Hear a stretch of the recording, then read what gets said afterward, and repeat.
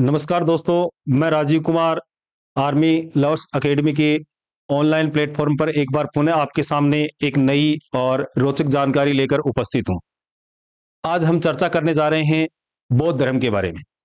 और बौद्ध धर्म जो है उससे संबंधित एग्जाम में क्या-क्या क्वेश्चन पूछे जा सकते हैं या पहले कौन-कौन से क्वेश्चन पूछे गए हैं, इसके बारे में हम चर्चा करेंगे। सबसे पहले क्वेश्चन कहां-कहां से पूछे जाते हैं उनके बारे में हम जानते हैं। बौद्ध धर्म जो है इससे संबंधित एक तो महात्मा बुद्ध के जीवन परिचय से संबंधित कई बार क्वेश्चन पूछा जाता है। तो एक तो हमें टारगेट करना है महात्मा बुद्ध के संपूर्ण जीवन परिचय को। उसके बाद में महात्मा बुद्ध जो है इससे जुड़ी हुई जो शब्दावली है उस शब्दावली से कई बार क्वेश्चन पूछे गए हैं। इसके अलावा बौद्ध धर्म के जो त्रिरत्न हैं वहां से क्वेश्चन पूछे गए हैं। इसके अलावा सूत जो त्रिपिटक हैं इन त्रिपिटक से क्वेश्चन पूछे जाते हैं। इसके अलावा अष्टांगिक मार्ग जो है वहां से क्वेश्चन पूछे गए हैं। और इसके अलावा बौद्ध धर्म से जो 4 बौद्ध संगीतियां हुई हैं उन संगीतियों से कई बार एग्जाम में क्वेश्चन पूछा गया है।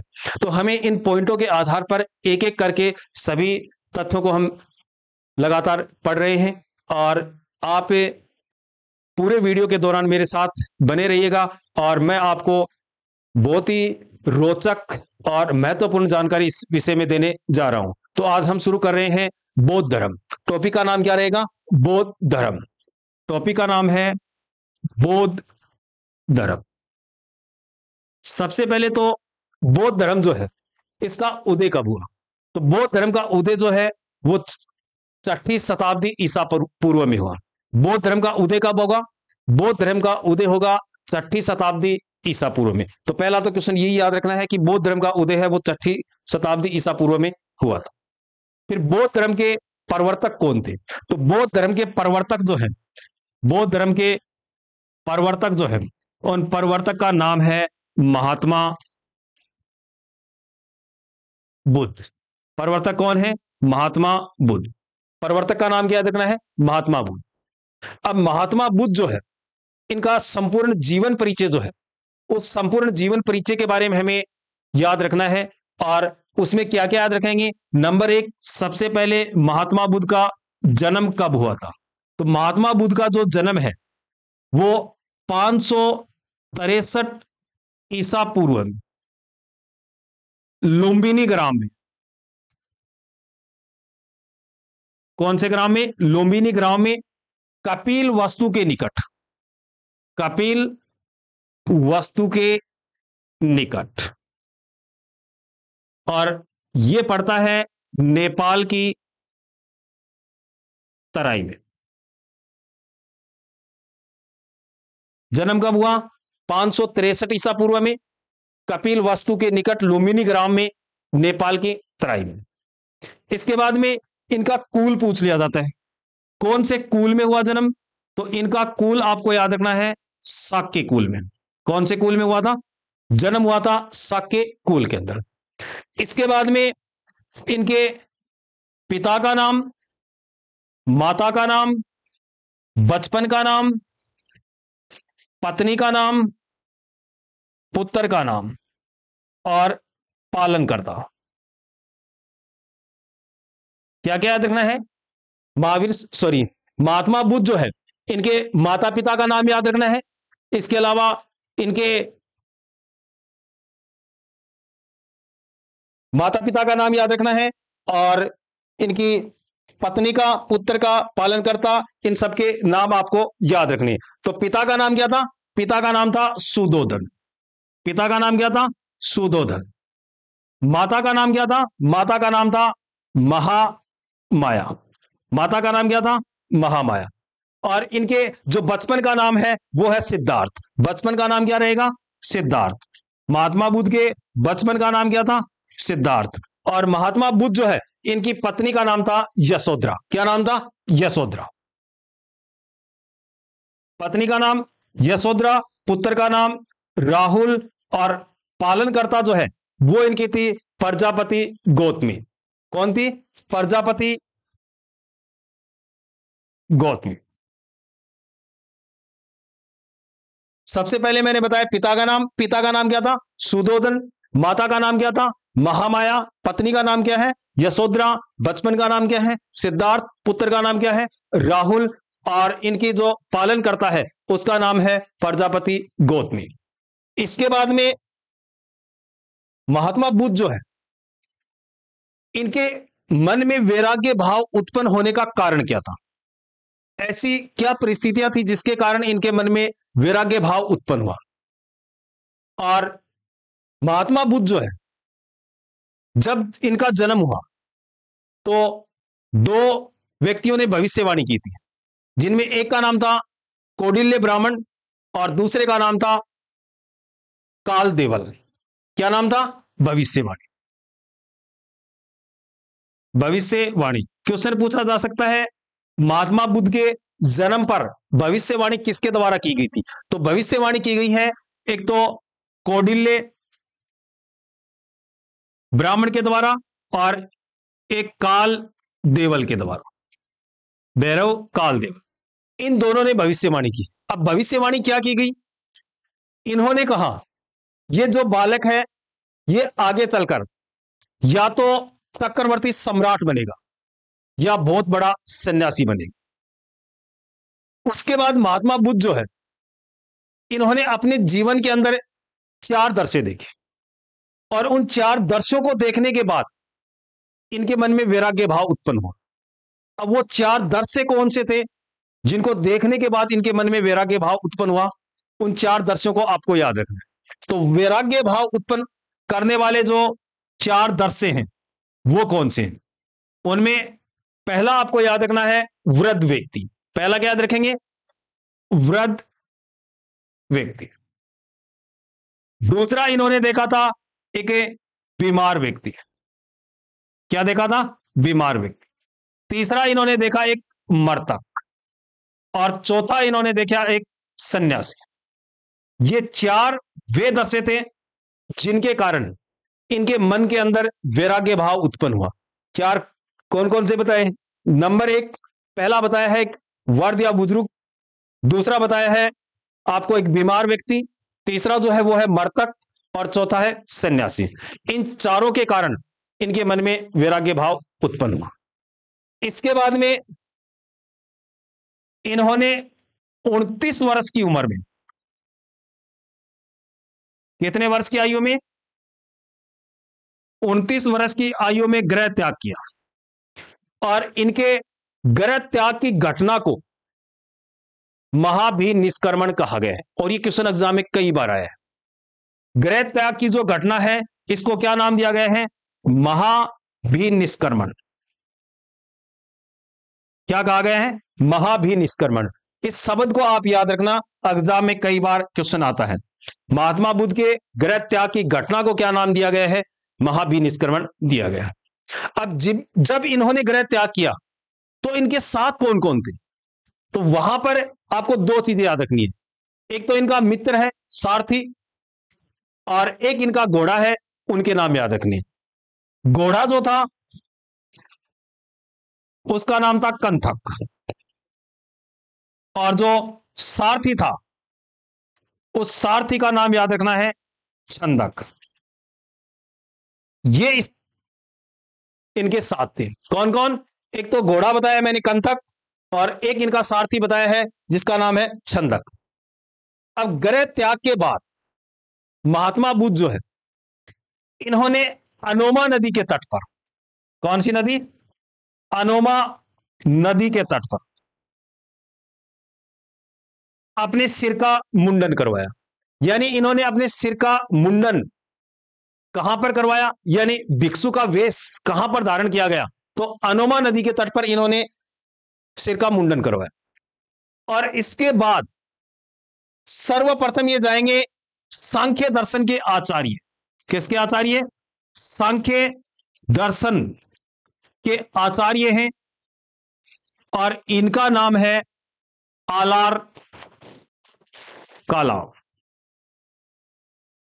वैशाली के निकट इनका आश्रम बना हुआ था, उस आश्रम में जाएंगे, और इनको गृह त्याग के बाद अपना प्रथम गुरु बनाया किसने? महात्मा बुद्ध या गौतम ने। तो गृह त्याग के बाद में पहले जो गुरु है वो कौन है? आलार और कालाम है और सांख्य दर्शन के आचार्य हैं। वैशाली के निकट इनकी शरण में गए थे गौतम। इसके बाद में यहां पर इनके अशांत मन को शांति नहीं मिली। अगर अशांत मन को शांति नहीं मिलेगी तो यहां से भी ये चल देंगे। और इसके बाद महात्मा बुद्ध या गौतम जो है ये कहां पर जाएंगे? महात्मा बुद्ध जो है वो जाएंगे उरुवेला। कहां पर जाएंगे? उरुवेला। और ये उरुवेला जो है इसी को ही बोध गया कहा गया है। क्या कहा गया है? बोध गया। और यहीं पर इनको ज्ञान की प्राप्ति होगी। ज्ञान की प्राप्ति कहां पर होगी? बोध गया में। अब इन्होंने गृह त्याग किया था 29 वर्ष की आयु में और 6 वर्ष कठोर तपस्या करेंगे। गृह त्याग कब किया था? 29 वर्ष की आयु में। 6 वर्ष कठोर तपस्या यानी 35 वर्ष की आयु में। कितने वर्ष की आयु में? 35 वर्ष की आयु में इनको ज्ञान प्राप्ति होगी। और ज्ञान प्राप्ति जो है वो कौन सी नदी के तट पर होगी? निरंजना नदी। कौन सी नदी? निरंजना नदी। और पीपल वृक्ष। कौन से वृक्ष के नीचे? पीपल वृक्ष के नीचे।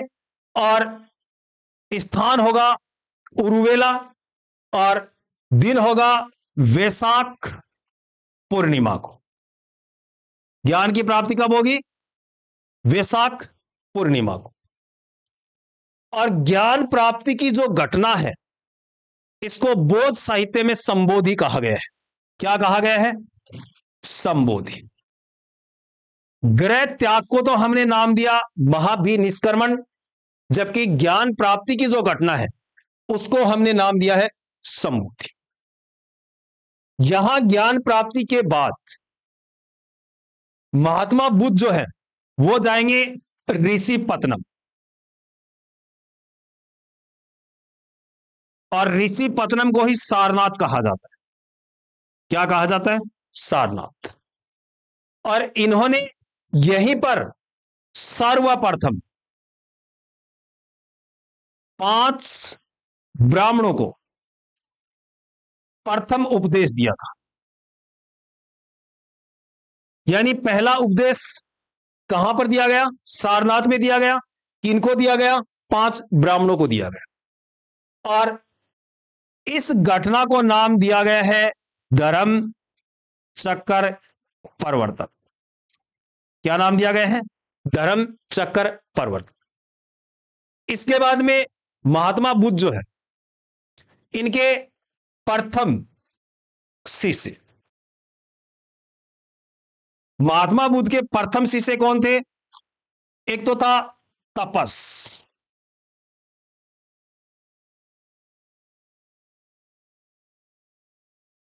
और एक था बल्लिक।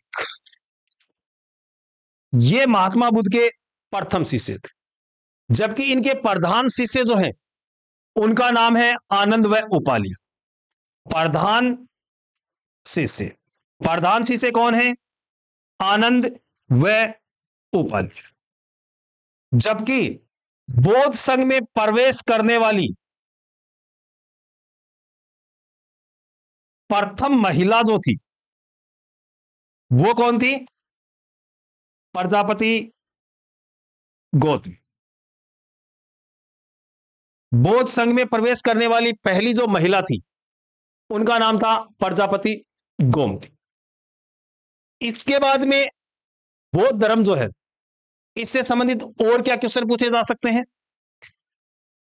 इसके बाद में आपको याद रखना है शिक्षाएं। क्या याद रखना है? बौद्ध धर्म की शिक्षाएं क्या क्या है? नंबर 1, एक तो अनिश्वरवादी,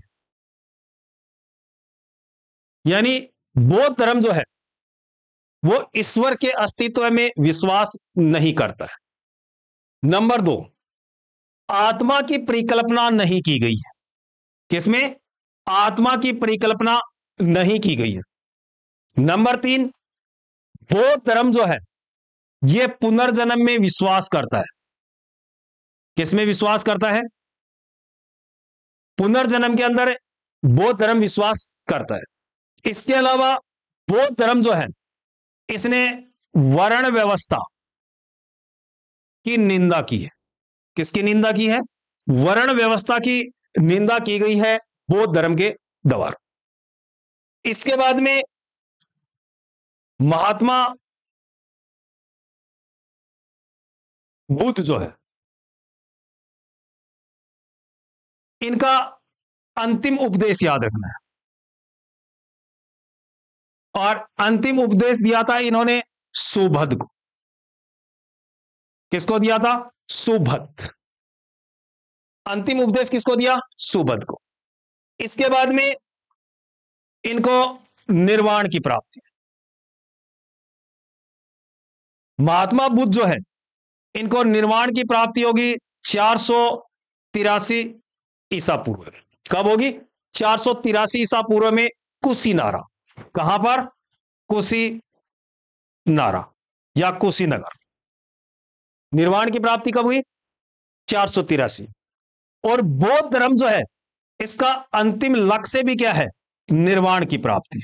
और बौद्ध धर्म के अंदर निर्वाण का अर्थ है जन्म मरण चक्कर से मुक्ति, या फिर दीपक का बुझ जाना। निर्वाण का अर्थ क्या है? दीपक का बुझ जाना या फिर जन्म मरण के चक्कर से मुक्ति प्राप्त कर लेना। इसके बाद में बौद्ध धर्म जो है, इससे संबंधित आपको याद रखना है बौद्ध धर्म के त्रिरत्न। क्या याद रखने हैं? त्रिरत्न। त्रिरत्न कौन कौन से हैं? पहला आपको याद रखना है बुद्ध, दूसरा धम्म और तीसरा संघ। बौद्ध धर्म के त्रिरत्न। त्रिरत्न कौन कौन से याद रखने हैं? बुद्ध, धम्म और संघ। इसके बाद में बौद्ध धर्म के 4 आर्य सत्य याद रखने हैं। क्या याद रखने हैं? 4 आर्य सत्य। और इनका एक निश्चित क्रम है, उसी क्रम के अनुसार आपको याद रखना है। नंबर 1 दुख, नंबर 2 दुख कारण, नंबर 3 दुख निरोध, और नंबर 4 दुख समुदाय का मार्ग। ये 4 आर्य सत्य याद रखने। पहला आपको याद रखना है दुख, दूसरा याद रखना है दुख समुदाय का कारण, तीसरा याद रखना है दुख निरोध, और चौथा आपको याद रखना है दुख समुदाय का मार्ग या दुख निरोध का मार्ग। दुख निरोध का मार्ग भी कह सकते हैं इसको। क्या कह सकते हैं? दुख निरोध का मार्ग। ये 4 आर्य सत्य आपको याद रखने हैं। इसके बाद में बौद्ध धर्म जो है, इसके अंदर अष्टांगिक मार्ग का सिद्धांत दिया गया। और ये अष्टांगिक मार्ग जो है, इनको बौद्ध भिक्षुओं का कल्याण मित्र कहा जाता है। क्या कहा जाता है? बौद्ध भिक्षुओं का कल्याण मित्र कहा जाता है। अब ये अष्टांगिक मार्ग क्या है, उसके बारे में आपको याद रखना है। नंबर 1 सम्यक दृष्टि, नंबर 2 सम्यक संकल्प, नंबर 3 सम्यक वाणी, नंबर 4 सम्यक कर्म, नंबर 5 सम्यक आजीव, नंबर 6 सम्यक व्यायाम, नंबर 7 सम्यक स्मृति,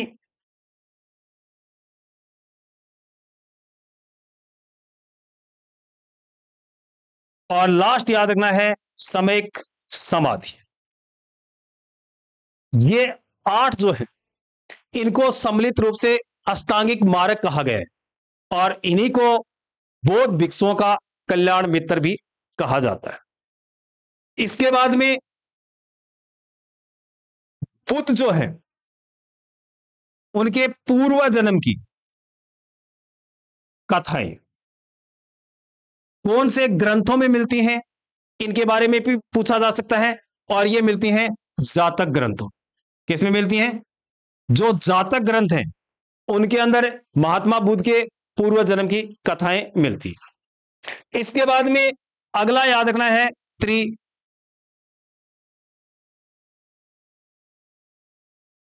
त्रिपिटक।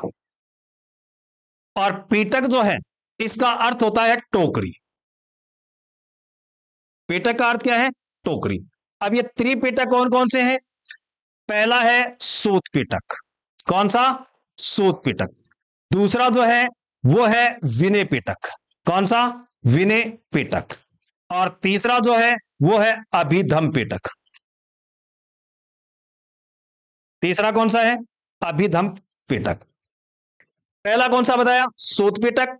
दूसरा कौन सा? विनय पिटक। और तीसरा कौन सा? अभिधम पिटक। सूत पिटक जो है इसके अंदर महात्मा बुद्ध के उपदेश दिए गए। किसके उपदेश? महात्मा बुद्ध के उपदेश। नंबर 2 विनय पिटक जो है इसके अंदर बुद्ध संघ के अंदर प्रवेश करने के नियम दिए गए। किसके नियम दिए गए हैं? बुद्ध संघ के अंदर प्रवेश करने के नियम दिए गए। और अभिधम पिटक जो है इसके अंदर दार्शनिक विचारों का उल्लेख है। कौन से विचार? दार्शनिक जो विचार हैं उन विचारों का उल्लेख मिलता है किसके अंदर? अभिधम पिटक के अंदर। अब आपके सामने एक नाम आया है बुद्ध संघ के नियम। इनके अंदर 2-3 चीजें आप याद रखना। बुद्ध संघ के अंदर प्रवेश करने की प्रक्रिया जो है उसको उपसंपदा कहा जाता है। क्या कहा जाता है? उपसंपदा। क्वेश्चन पूछा जा सकता है बौद्ध संघ में प्रवेश करने की प्रक्रिया जो है उसको क्या नाम दिया गया है? उपसंपदा। जबकि बौद्ध संघ के अंदर प्रवेश किया जाता है उस समय प्रस्तावना पाठ होता है और उस प्रस्तावना पाठ को अनुस्वान पाठ कहा गया है। क्या कहा गया है? अनुस्वान पाठ। और बौद्ध संघ जो है इसकी सभा की कार्यवाही के लिए जो गणपूर्ति या कोरम होती है वो होती है 20। कितनी होती है? गणपूर्ति। ये 2-3 चीजें इनके संघ से संबंधित आपको याद रखनी है। इसके बाद में महात्मा बुद्ध जो है इनसे संबंधित और क्या क्वेश्चन पूछा जा सकता है? एक इनके प्रतीक चिन्ह जो है उनके बारे में कई बार क्वेश्चन पूछा गया। नंबर 1 पहला आपको याद रखना है हाथी। और हाथी जो था वो किसका प्रतीक था? बौद्ध संघ के अंदर हाथी जो है वो किसका प्रतीक है? गर्भ धारण का। किसका प्रतीक था? गर्भ धारण। तो पहला तो आपको याद रखना है हाथी। और हाथी किसका प्रतीक है? गर्भ धारण का। और दूसरा आपको याद रखना है जन्म। और जन्म का प्रतीक क्या है? कमल या सांड। कमल या फिर कमल व सांड, ये आपको याद रखना है किसका प्रतीक है? जन्म का। फिर आपको याद रखना है वर्षभ। और वर्षभ जो है वो इनके यौवन अवस्था का प्रतीक है। किसका प्रतीक है? यौवन अवस्था। इसके बाद में अगला आपको याद रखना है घोड़ा। और घोड़ा किसका प्रतीक है? गृह त्याग का। किसका प्रतीक है? घोड़ा गृह त्याग का। इसके बाद में आपको याद रखना है बोधि वृक्ष। कौन सा वृक्ष? बोधि वृक्ष। और बोधि वृक्ष जो है वो है ज्ञान प्राप्ति। किसका है? ज्ञान का। इसके बाद में अगला जो आपको याद रखना है वो याद रखना है पदचिन्ह। और पदचिन्ह जो है वो निर्वाण प्राप्ति। किसका? पदचिन्ह आपको याद रखना है निर्वाण प्राप्ति। और लास्ट आपको याद रखना है स्तूप। और स्तूप जो है वो इनकी मृत्यु का प्रतीक है। किसका प्रतीक है? मृत्यु। ये बौद्ध धर्म से संबंधित प्रतीक चिन्ह है जो एग्जाम में कई बार पूछ लिए जाते हैं। हाथी किसका? गर्भ धारण का। कमल व सांड किसका प्रतीक है? ये इनके जन्म का प्रतीक। और वर्षभ जो है वो यौनारंभ का प्रतीक है। जबकि घोड़ा जो है वो इनके गृह त्याग का प्रतीक है। इसके बाद में बोधि वृक्ष जो है वो ज्ञान प्राप्ति का है। और इसके बाद में पद चिन्ह जो है वो इनको निर्वाण प्राप्ति है। और स्तूप जो है वो आपको याद रखना है इनकी मृत्यु का प्रतीक है। इसके बाद में एक आपको याद रखना है परछन बोध। परछन बोध के नाम से किसको जाना जाता है? तो परछन बोध कहा जाता है शंकराचार्य को। किसको कहा जाता है? शंकराचार्य को। इसके बाद में एक क्वेश्चन पूछा जा सकता है, भावी बोध की संज्ञा किसको दी गई है? तो भावी बोध कहा गया है मैत्रेयनाथ। किसको कहा गया है? मैत्रेयनाथ। इसके बाद में एक पूछा जा सकता है, विश्व का सबसे बड़ा स्तूप, और विश्व का सबसे बड़ा स्तूप है बोरोबुदर। बोरोबुदर स्तूप, और यह पड़ता है जावा, इंडोनेशिया। विश्व का सबसे बड़ा स्तूप कौन सा? बोरोबुदर स्तूप, जावा के अंदर, इंडोनेशिया। और इसका निर्माण करवाया था शैलेंद्र शास्को ने। किसने करवाया था? शैलेंद्र शास्को ने। अब इसके बाद में यह भी पूछा जा सकता है कि महात्मा बुद्ध जो है, इनकी प्रथम मूर्ति जो है, क्या प्रथम मूर्ति कौन सी शैली में बनी? तो यह बनेगी मथुरा शैली में। कौन सी शैली में? मथुरा शैली में। जबकि सर्वाधिक मूर्तियां जो है, सर्वाधिक मूर्तियां बनी गांधार शैली में। कौन सी शैली में? गांधार शैली। प्रथम मूर्ति तो कौन सी शैली में? प्रथम मूर्ति आपको याद रखना है मथुरा शैली में, और सबसे ज्यादा जो मूर्तियां बनेंगी वो बनेंगी गांधार शैली के अंदर। इसके बाद में एक क्वेश्चन एग्जाम में कई बार पूछा गया है, बौद्ध धर्म का विश्वकोश किसको कहा गया है? और बौद्ध धर्म का विश्वकोश जो है वो अभिधम्म घोष को कहा गया है। बौद्ध धर्म का विश्वकोश किसको कहा गया है? अभिधम्म घोष। किसको कहा गया है? बौद्ध धर्म का विश्वकोश किसको कहा गया है? अभिधम्म कोश को कहा गया है। और इसके रचनाकार जो है उसका नाम है वसुबंधु। कौन है? वसुबंधु। रचनाकार कौन है? वसुबंधु। ये तो हम बौद्ध धर्म से संबंधित सामान्य जानकारियां पढ़ रहे थे। इसके अलावा बौद्ध धर्म के अंदर हमें और क्या पूछा जा सकता है? बौद्ध धर्म जो है इससे संबंधित कई बार एग्जाम में क्वेश्चन पूछा गया है कि बौद्ध संगीतियां जो है उनमें स्थान पूछ लेता है, या फिर शासक का नाम पूछ लेता है, या फिर उनके अध्यक्ष का नाम पूछ लेता है, या फिर कौन सी बौद्ध संगति के अंदर कौन सी महत्वपूर्ण घटना घटी थी उसके बारे में एग्जाम में कई बार क्वेश्चन आया है। तो टोटल 4 बौद्ध संगीतियां हुई हैं। उन 4 बौद्ध संगीतियों के बारे में हम देखते हैं। कुल कितनी बौद्ध संगीतियां हैं? 4। नंबर 1, प्रथम बौद्ध संगीति जो है यह होगी 483 ईसा पूर्व। कब होगी? 483 ईसा पूर्व। 483 ईसा पूर्व पहली बौद्ध संगति कब होगी? 483 ईसा पूर्व में होगी। और कहां पर होगी? राजगृह के अंदर सप्तकर्णी गुफा में होगी। कहां पर होगी? राजगृह में सप्तकर्णी गुफा। कहां पर? राजगृह। और राजगृह में कहां? सप्तकर्णी गुफा में। और उस समय इसको संरक्षण प्रदान किया था अजात शत्रु ने। किसने दिया था? अजात शत्रु ने। यानी पहली बौद्ध संगति 483 ईसा पूर्व में राजगृह की सप्तकर्णी गुफा में अजात शत्रु के द्वारा आयोजित करवाई गई। और इसका जो अध्यक्ष था, पहली बौद्ध संगति जो है इसका अध्यक्ष कौन था? पहली बौद्ध संगति का अध्यक्ष था महाकश्यप। कौन था? महाकश्यप। अध्यक्ष का नाम क्या था? महाकश्यप। पहली बौद्ध संगति का अध्यक्ष कौन? महाकश्यप था। और पहली बौद्ध संगति के अंदर कौन सी घटना घटी थी? पहली बौद्ध संगति के अंदर जो मैंने आपको त्रिपिटक बताए थे उनमें से सूत पिटक और विनय पिटक दोनों का संकलन पहली बौद्ध संगति में हुआ था। किसका संकलन हुआ था? सूत पिटक व विनय पिटक, इन दोनों का संकलन किया गया था प्रथम बौद्ध संगति के अंदर। आपको एक तो आजात शत्रु और अध्यक्ष जो है और स्थान का नाम यह खास तौर से याद रखना। नंबर 2, दूसरी बौद्ध संगति यह होगी 383 ईसा पूर्व। कब होगी? 383 ईसा पूर्व में। और यह कहां पर होगी? वैशाली में। कहां पर होगी? दूसरी जो बौद्ध संगति है यह होगी 383 ईसा पूर्व में वैशाली में, बालूकाराम विहार के अंदर। कौन से विहार में? बालूकाराम। कौन से? बालूकाराम विहार। कौन सा विहार? बालूकाराम विहार। और शासक का नाम आपको याद रखना है कालाशोक। किसके संरक्षण में? कालाशोक। और दूसरी जो बौद्ध संगति है, इस संगति के जो अध्यक्ष थे उनका नाम था महा सकाबमीर, सर्वकामी या सकाबमीर। क्या नाम था अध्यक्ष का? नाम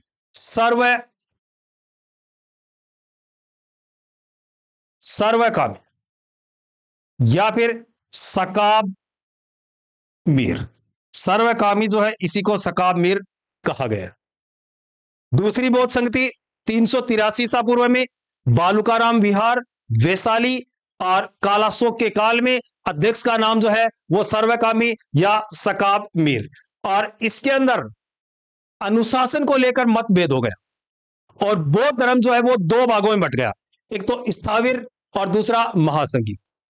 बौद्ध धर्म जो है दूसरी बौद्ध संगति के अंदर स्थाविर और महासंघिक दो भागों में बटेगा। इसके बाद में तीसरी जो बौद्ध संगति है वो होगी 251 ईसा पूर्व। कब होगी? 251 ईसा पूर्व। स्थान कहां पर? पाटलिपुत्र। कहां पर होगी? पाटलिपुत्र में। और अशोकाराम विहार। कौन सा विहार? अशोकाराम विहार। और इस समय जो शासक हैं वो है मौर्य शासक अशोक। किसके संरक्षण में? अशोक। और इसके जो अध्यक्ष हैं उनका नाम है मोगलीपुत्र तिस्से। अध्यक्ष कौन थे? मोगलीपुत्र तिस्से। और इसी बौद्ध संगति के अंदर तीसरा जो पिटक था, तीसरे पिटक का नाम बताया था मैंने, अभिधम्म पिटक, उसका संकलन किया गया था। किसका संकलन किया गया था? अभिधम्म पिटक। क्वेश्चन पूछा जा सकता है अभिधम्म पिटक का संकलन कौन सी बौद्ध संगति के अंदर किया गया? तो वो कौन सी है? तीसरी। इसके बाद में चौथी जो बौद्ध संगति है वो होगी ईसा की प्रथम शताब्दी। कब होगी? ईसा की प्रथम शताब्दी। और शासक जो है वो कुषाण शासक है जिसका नाम है कनिष्क। और स्थान का नाम है कश्मीर के कुंडलवन में। कहां पर होगी? चौथी जो बौद्ध संगति है यह आयोजित होगी कश्मीर के कुंडलवन में। और शासक का नाम है वो कुषाण शासक कनिष्क है। और इसकी अध्यक्षता जो है वो करेंगे वसुमित्र। अध्यक्ष कौन होंगे? इसके जो अध्यक्ष है उनका नाम होगा वसुमित्र। और इसके जो उपाध्यक्ष थे उनका नाम था अश्वघोष। क्या नाम था? अश्वघोष। यहां पर खास तौर से याद रखना, अश्वघोष जो है वो उपाध्यक्ष है और वसुमित्र जो है वो इसके क्या है? अध्यक्ष है। और चौथी जो बौद्ध संगति है इसके अंदर बौद्ध धर्म जो है वो दो भागों में बटेगा, एक तो हीनयान और दूसरा महायान। कौन सा? महायान। बौद्ध धर्म में विभाजन चौथी बौद्ध संगति के अंदर हुआ जिसके अंदर बौद्ध धर्म जो है वो हीनयान और महायान दो भागों में बढ़ जाता है। तो दोस्तों ये थी 4 बौद्ध संगतियां। आज हमने बौद्ध धर्म के ऊपर चर्चा की है और बौद्ध धर्म के अंदर मैंने आपको जो बताया है उसको एक बार थोड़ा सा रिवाइज करवा देता हूं और वहीं से क्वेश्चन एग्जाम के अंदर ज्यादातर पूछे जाते हैं। सबसे पहले बौद्ध धर्म का उदय बताया मैंने आपको 6ठी शताब्दी ईसा पूर्व। कब बताया? 6ठी शताब्दी ईसा पूर्व में। उसके बाद में महात्मा बुद्ध जो है उनके जन्म के बारे में याद रखना है। जन्म मैंने आपको बताया 563 ईसा पूर्व के अंदर। और 563 ईसा पूर्व में कहां पर? लुम्बिनी ग्राम, कपिल वस्तु के निकट, नेपाल की तराई। इनके बाद में इनका कुल पढ़ा हमने साकी कुल। कौन सा कुल? साकी कुल। उसके बाद में इनके माता पिता और पत्नी, पुत्र और इनकी पालन करता प्रजापति गोमती के बारे में चर्चा की। उसके बाद में इन्होंने जो ग्रह त्याग किया उस गृह त्याग का कारण क्या था? 4 दर्शे देखे। 4 दर्शे मैंने आपको बताए। सबसे पहले क्या देखा था इन्होंने? सबसे पहले देखा इन्होंने एक वृद्ध व्यक्ति, फिर एक बीमार, फिर एक मृतक और फिर एक सन्यासी।